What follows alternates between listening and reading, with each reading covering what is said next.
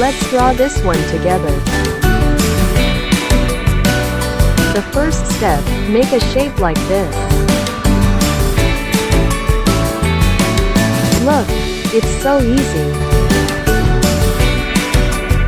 Do not hesitate, just follow my steps. We just have to connect these lines and curves.